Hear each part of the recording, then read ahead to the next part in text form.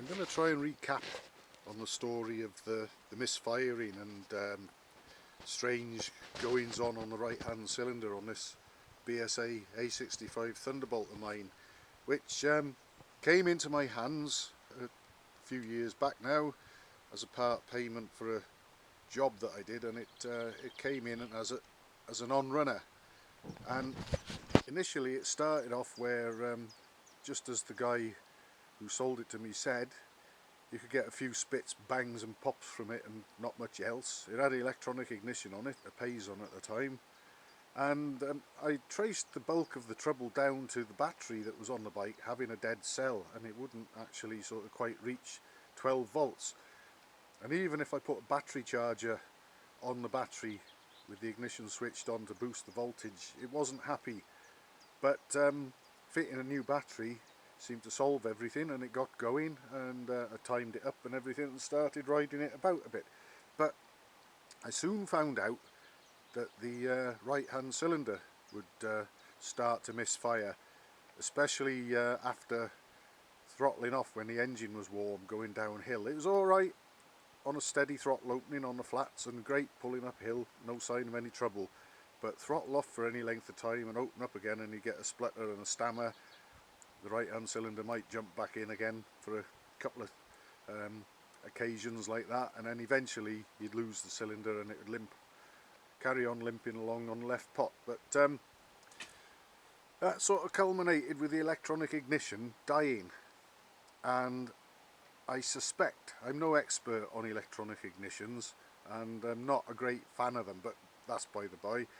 But I suspect possibly what was happening is when we had the electronic ignition up and running, the old coil of which I've still got there actually tucked away behind the side panel, it was obviously producing what's called a wasted spark, in that both spark plugs were sparking together at the same time, and obviously every top dead centre both plugs would spark. One cylinder would fire, one cylinder would be exhausting. That's how they work. But I think when this one was oiling up, when they were sparking together, it might have been having some sort of adverse effect on the electronic ignition perhaps. But whether it was coincidental or not, I don't know. But on one occasion when I was riding the bike, the misfire chimed in, and the next thing it just stopped as if I'd switched the ignition off, and that was it.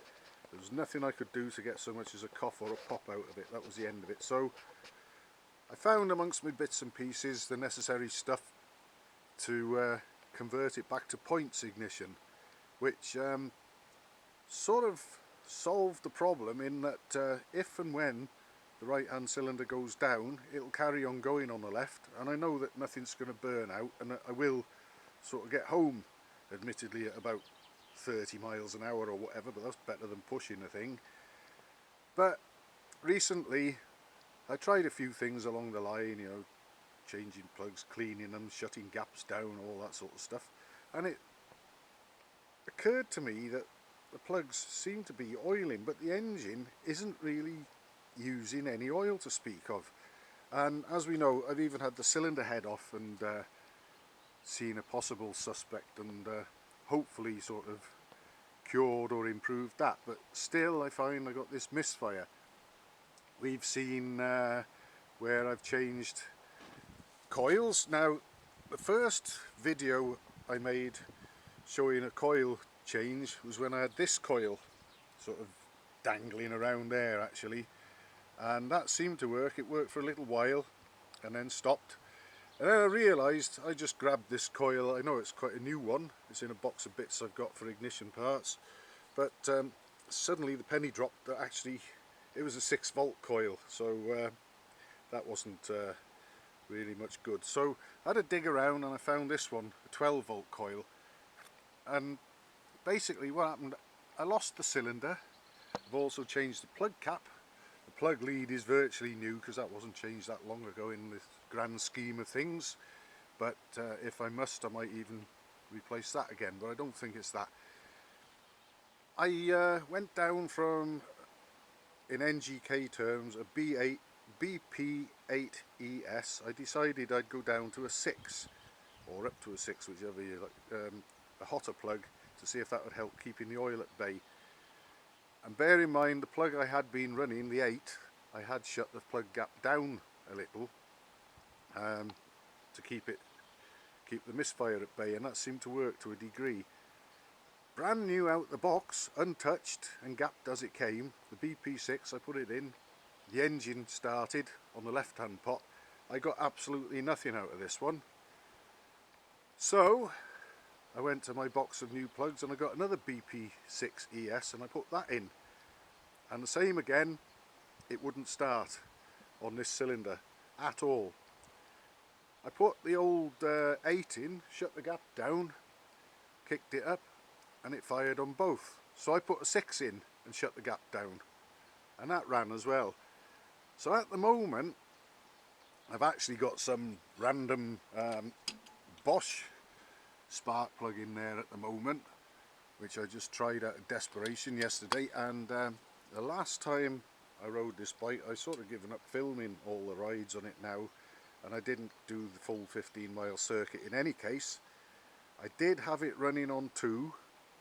It's faltered and spluttered for a moment, actually on a slight uphill stretch, believe it or not, and then it came back, and that's how it was. It came back home and it was ticking over on both, and yeah, it's still running on both cylinders anyway. So that's where we're at, and I'm not sure now whether the plug is actually oiling and snuffing out, or whether the cylinder is snuffing out and then getting oiled as a result.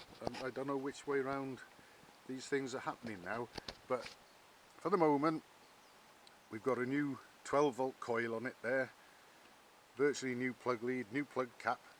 I've tried various new spark plugs, that is a new one in there now. I also checked and found that the voltage in the battery had been a little bit low, so I put the charger on it, which is all rather strange because running the engine, I found that it's producing a good charge across the battery terminals and everything, so I'll keep an eye on the battery as well. And basically that brings us up to date, and it's all still a bit of a mystery, and I'm not sure that I'm entirely out the woods yet. But I haven't run this since yesterday. We'll just have a quick try now and see what we get right now. So I'll put the camera down here and give it a go.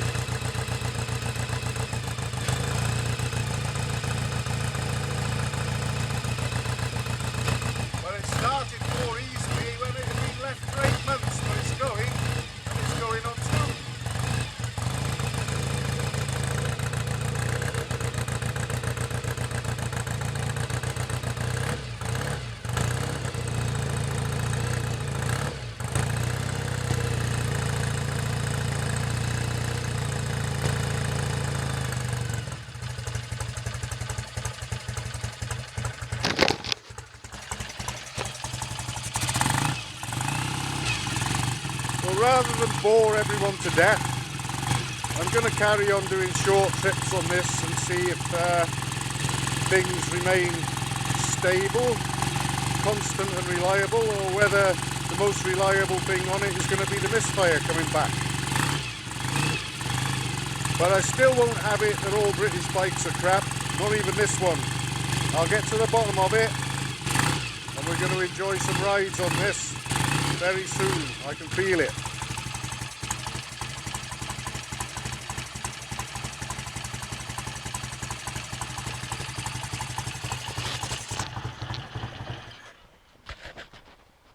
So, for anyone who might still be interested in this, I'll keep at it until I get it going properly, and hopefully be able to tell everybody what I have to do in order to achieve that, all being well.